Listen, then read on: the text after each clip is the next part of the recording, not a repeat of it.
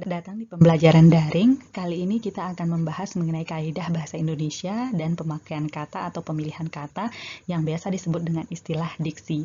Bagi rekan-rekan mahasiswa yang baru saja mampir ke channel ini, mohon dukungannya untuk like, subscribe, dan juga bagikan ke sosial media yang Anda miliki untuk tetap fokus dalam pembelajaran daring kali ini karena kita akan membahas sesuatu yang sangat penting, yaitu pemakaian kata dan juga pemilihan kata yang disebut dengan diksi.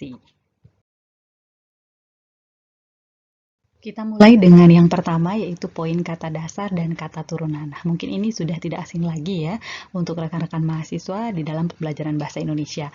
Ya, kata dasar merupakan kata yang belum diberi imbuhan ataupun diikat oleh bentuk kata terikat lainnya. Jadi kata dasar itu merupakan kata asli yang dimiliki oleh bahasa Indonesia. Contohnya banyak sekali ya, ada meja sebagai kata benda, kemudian ada apalagi kursi itu kata benda ya, kemudian kata sifat juga marah itu merupakan kata dasar ya. Jadi sekali lagi saya ulang, kata dasar merupakan kata yang belum diberi imbuhan. Imbuhan itu banyak sekali, ada awalan, akhiran, gabungan, dan lain sebagainya. Jadi kata dasar itu adalah kata asli. Sedangkan kata turunan merupakan kata dasar yang sudah diberi imbuhan atau sudah dalam bentuk kata terikat. Jadi sudah ada awalan, akhiran, imbuhan di tengah seperti itu, dan juga konfiks seperti itu ya. Jadi kata turunan itu merupakan kata dasar yang sudah diberi imbuhan. Dalam kaidah bahasa Indonesia, kedua kata ini diatur dalam suatu aturan penulisan khusus. Nah, bagaimana aturan penulisan khusus pada kata dasar dan kata turunan? Mari kita simak di video selanjutnya. Jika berbicara mengenai penulisan kata dasar, tentu ini tidak akan ada permasalahan ya, karena kata dasar merupakan kata asli yang dapat kita temui di kamus, kemudian juga sering kita ucapkan sehari-hari ya. Contohnya adalah makan, minum, adil, izin, dan lain-lain. Itu merupakan kata yang belum mendapat imbuhan awalan, akhiran, kemudian juga ada sisipan, dan lain sebagainya. Nah, kata dasar ini mencakup kata sifat, kata kerja, kata benda, kata keterangan, dan jenis kata lainnya dalam bahasa Indonesia. Jadi ini penulisannya sangat dasar sekali karena merupakan kata asli dalam bahasa Indonesia. Berbeda dengan tata cara penulisan kata dasar, penulisan kata turun dalam bahasa Indonesia itu memiliki beberapa perbedaan ya. Namanya saja kata turunan, tentunya ini diturunkan dari kata asli yang kemudian mendapat imbuhan baik berupa awalan, akhiran, sisipan, konflik maupun yang lainnya. Nah, di sini saya memiliki contoh katanya yaitu memperkenalkan. Nah, ini saya jabarkan dalam bentuk kalau istilahnya itu diagram pohon ya. Jadi diturunkan dari beberapa bagian seperti itu. Nah, kata memperkenalkan di sini jelas merupakan kata turunan karena kata dasarnya yaitu kenal ya. Jadi dia mendapat beberapa awalan atau mendapat beberapa imbuhan sehingga menjadi kata turunan memperkenalkan. Nah, di sini kita bisa lihat diagramnya. Dari kata kenal mendapat sufik ya, mendapat akhiran kan, jadi kenalkan. Kemudian mendapat awalan atau prefix per. Jadi perkenalkan. Seperti itu. Kemudian mendapat prefix mem kembali menjadi memperkenalkan. Jadi di sini banyak sekali imbuhan yang sudah melekat pada kata memperkenalkan itu sendiri. Kemudian contoh yang kedua, berpakaian. Nah, ini contoh yang lebih sederhana. Berpakaian itu kata dasarnya adalah pakai ya. Jadi mendapat awalan ber, kemudian akhiran an. Jadi berpakaian. Kemudian keadilan. Kean ini merupakan konfiks atau gabungan dari kata yang merupakan sebuah imbuhan ya. Jadi kata dasarnya adalah adil. Jadi ditulis keadilan itu tetap disambung atau serangkai penulisannya ya. Kemudian memperkenalkan juga serangkai, berpakaian juga serangkai. Nah, dalam penulisan kata turunan ada yang ditulis terpisah. Misalnya mempertanggungjawabkan. Mempertanggungjawabkan itu kan kata dasarnya adalah tanggung dan jawab, seperti itu ya. Jadi mempertanggungjawabkan karena semuanya mendapatkan imbuhan baik di awal maupun di akhir, jadi itu tetap ditulis serangkai. Nah, bagaimana kalau yang ditulis terpisah atau dipisah seperti itu? Contohnya banyak sekali ya. Misalnya adalah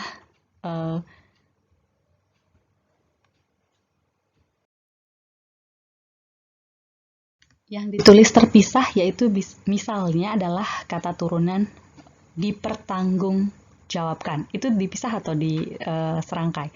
Ya, dipertanggungjawabkan itu karena mendapat awalan di dan akhiran kan, jadi tetap itu ditulis serangkai seperti itu ya. Jadi kalau yang terpisah adalah bertanggung jawab. Nah, itu kan satu saja mendapat awalan ya, bertanggung jawab seperti itu. Nah, itu dipisah, bertanggung jawab seperti itu. Paham ya bagaimana penulisan kata turunan yang berdasarkan pemisahan antara kata asli dan juga imbuhan-imbuhan yang terdiri atas sufiks, kemudian prefiks atau konfiks dan infiks mungkin di tengah ya sebagai sisipannya.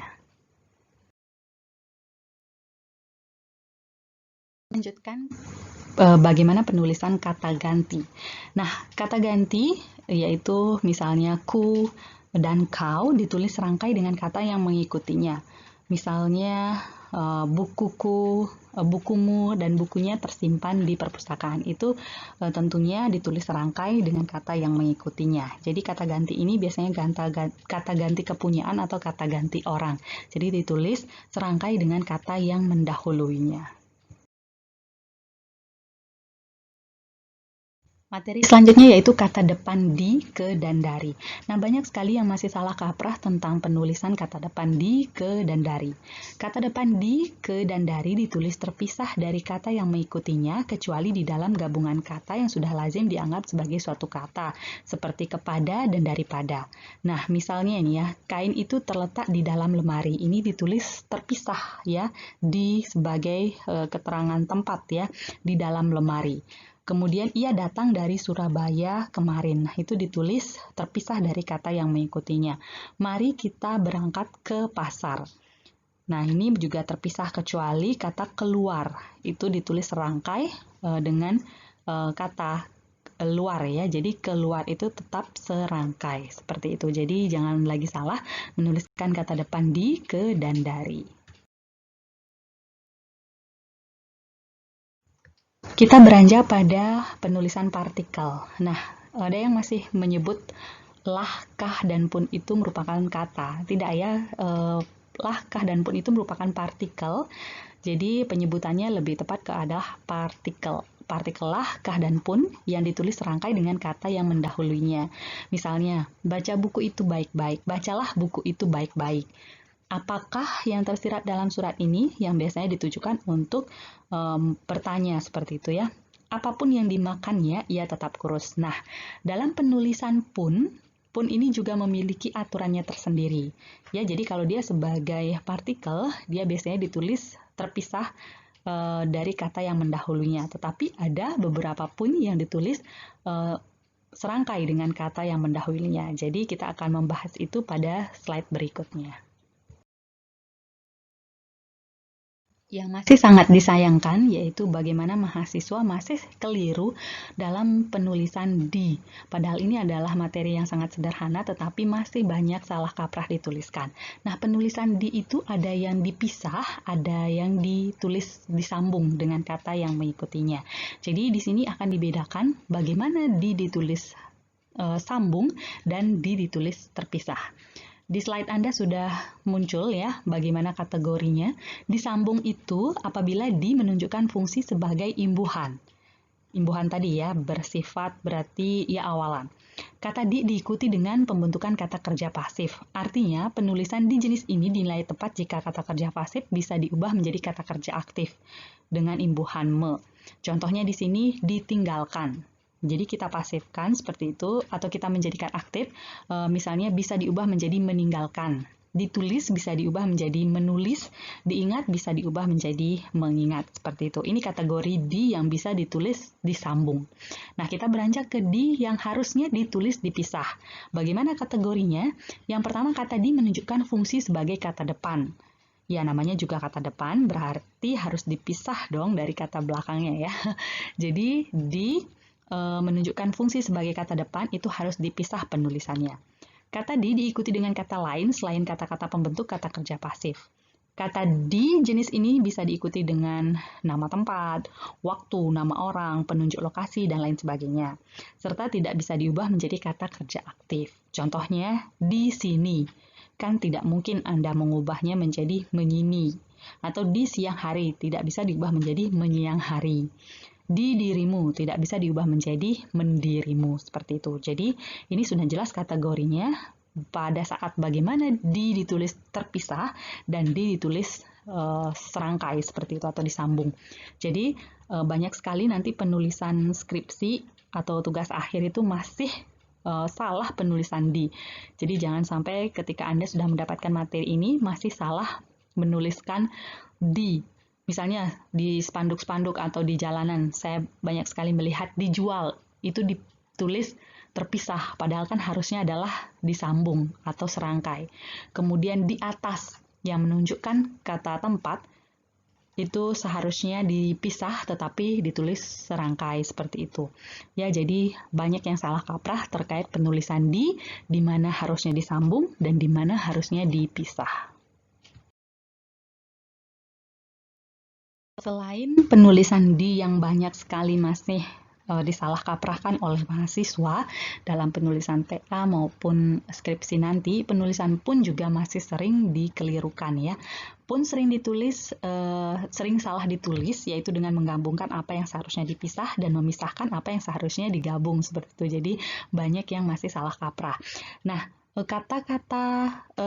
kata pun selalu ditulis terpisah ya, selalu ditulis terpisah kecuali dia merupakan bentuk merupakan kata hubung seperti itu. Nah, di sini ada beberapa contoh kata hubung yang penulisan punnya itu memang harus disambung seperti adapun, andaipun, ataupun, bagaimanapun, biarpun, kalaupun, kendatipun, maupun, meskipun, sekalipun, sungguh pun, dan walaupun. Nah, kata-kata penghubung ini juga mungkin dalam konteks tertentu bisa ditulis terpisah apabila itu merupakan sebuah penegasan seperti itu. Nah, untuk melihat bagaimanapun yang ditulis terpisah sebagai sebuah penegasan, kita beralih ke slide berikutnya. Pun ditulis terpisah apabila diartikan sebagai penegasan. Contohnya, sekalipun aku tidak pernah membencinya. Nah, ini menegaskan ya bahwa sekalipun saya tidak pernah membencinya. Jadi ditulisnya terpisah. Ada contoh lain lagi yaitu aku pun tak banyak tahu persoalan itu. Jadi penegasan di sini bahwa saya atau aku sama sekali tidak pernah tahu soal persoalan itu seperti itu ya. Pun ditulis rangkai atau disambung jika merupakan kata penghubung, misalnya walaupun, meskipun, bagaimanapun seperti yang sudah saya jelaskan di awal tadi. Materi selanjutnya yaitu terkait makna kata ya, makna gramatikal dan makna leksikal. Nah, kalau Anda masih asing terkait definisi makna gramatikal dan leksikal, ini kita bahas dulu mengenai definisinya. Makna leksikal adalah makna yang bersifat tetap dan tidak terikat dengan kata lainnya atau tidak terikat dengan konteks. Makna leksikal ini sering disebut makna yang sesuai dengan kamus, jadi maknanya tetap ya. Contohnya rumah, yaitu bangunan untuk tempat tinggal, makan, yaitu memasukkan sesuatu ke dalam mulut. Jadi ini tidak terikat dalam sebuah konteks. Nah, berbeda halnya dengan makna gramatikal. Makna gramatikal adalah makna yang berubah-ubah sesuai dengan konteks pemakaiannya. Konteks di sini bisa berarti dengan siapa Anda bertutur, bagaimana kondisi lingkungan sosialnya, kemudian situasinya, itu yang dimaksud dengan konteks ya. Nah, hal ini terjadi akibat proses-proses gramatikal yang terjadi pada kata tersebut, seperti pengimbuhan, pengulangan, atau pemajemukan. Juga bisa terjadi ya, makna gramatikalnya. Contohnya berumah, artinya mempunyai rumah. Rumah-rumah artinya banyak rumah.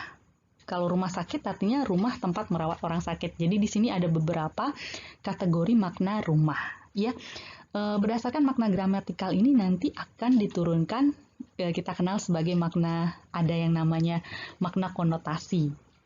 Ya, makna konotasi itu adalah makna yang tidak sebenarnya kan, seperti kambing hitam. Kalau dari segi leksikal atau makna sebenarnya, makna dalam kamus, ya kambing yang berwarna hitam. Tapi kalau kita menggunakannya dalam peribahasa sebagai makna kias atau makna yang tidak sebenarnya, kambing hitam adalah orang yang sering dipersalahkan seperti itu, atau orang yang sering dituding ya, dia menjadi kambing hitam dalam persoalan itu misalnya. Jadi makna kambing hitam itu bisa berbeda ketika konteksnya adalah Anda melakukan penyindiran atau melakukan satir terhadap suatu situasi atau seseorang. Contoh lainnya misalnya adalah amplop. Kalau dalam makna leksikal atau makna denotasi, makna sebenarnya, amplop itu berarti tempat surat ya, wadah surat gitu. Nah, kalau misalnya kita buat dalam konteks tertentu, dalam situasi politik misalnya, anggota DPR menerima amplop. Nah, amplop di sini kan bermakna lain sesuai dengan konteks kalimat tersebut, yaitu amplop adalah uang pelicin misalnya atau uang suap seperti itu. Jadi paham ya, di mana perbedaan makna gramatikal dan makna leksikal.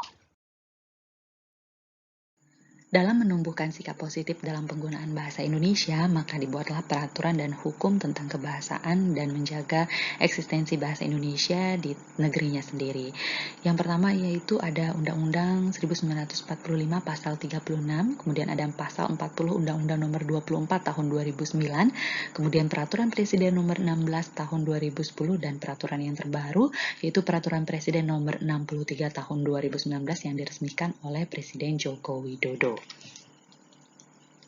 Ketentuan pasal 40 dalam Undang-Undang Nomor 24 Tahun 2009 tentang bendera, bahasa, dan lambang negara serta lagu kebangsaan menyatakan bahwa ketentuan lebih lanjut mengenai penggunaan bahasa Indonesia sebagaimana dimaksud dalam pasal 26 sampai dengan pasal 39 diatur dalam peraturan presiden. Pasal 40 Undang-Undang Nomor 24 Tahun 2009 tentang bendera, bahasa, lambang negara serta lagu kebangsaan. Karena Perpres Nomor 16 Tahun 2010 tentang penggunaan bahasa Indonesia dalam pidato resmi Presiden dan atau Wakil Presiden serta pejabat negara lainnya hanya mengatur mengenai penggunaan bahasa Indonesia dalam pidato resmi Presiden dan atau Wakil Presiden serta pejabat negara lainnya dan belum mengatur penggunaan bahasa Indonesia yang lain sebagaimana diamanatkan dalam Pasal 40 Undang-Undang Nomor 24 Tahun 2009 tentang bendera, bahasa, dan lambang negara serta lagu kebangsaan, maka terbitlah Peraturan Presiden Nomor 63 Tahun 2019 tentang penggunaan bahasa Indonesia. Peraturan Presiden Republik Indonesia Nomor 63 Tahun 2019 tentang penggunaan bahasa Indonesia ditetapkan pada tanggal 30 September 2019 di Jakarta oleh Presiden Joko Widodo. Peraturan Presiden Nomor 63 Tahun 2019 tentang penggunaan bahasa Indonesia mulai berlaku pada tanggal diundangkannya, yaitu pada tanggal 30 September 2019. Peraturan Presiden Nomor 63 Tahun 2019 tentang penggunaan bahasa Indonesia ditempatkan dalam lembaran neraca Republik Indonesia tahun 2019 nomor 180 agar setiap orang dapat memahaminya. Beberapa kata yang mewakili zamannya ya, yang tadi saya sebutkan sebagai bahasa slang atau kita kenal lebih umum sebagai bahasa alay. Kata kepo.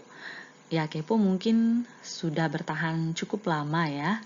Kepo itu merupakan akronim dari knowing every particular object ya, atau dalam KBBI merupakan rasa ingin tahu yang berlebih tentang kepentingan atau urusan orang lain.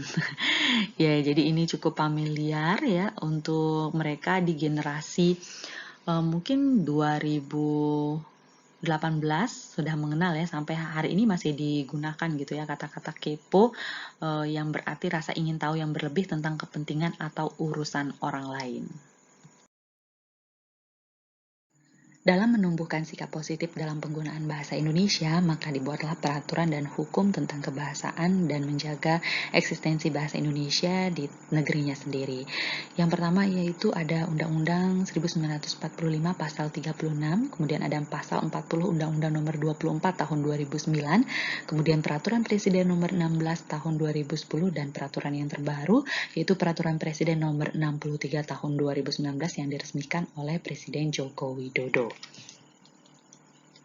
Ketentuan pasal 40 dalam Undang-Undang Nomor 24 Tahun 2009 tentang bendera, bahasa, dan lambang negara serta lagu kebangsaan menyatakan bahwa ketentuan lebih lanjut mengenai penggunaan bahasa Indonesia sebagaimana dimaksud dalam pasal 26 sampai dengan pasal 39 diatur dalam peraturan presiden.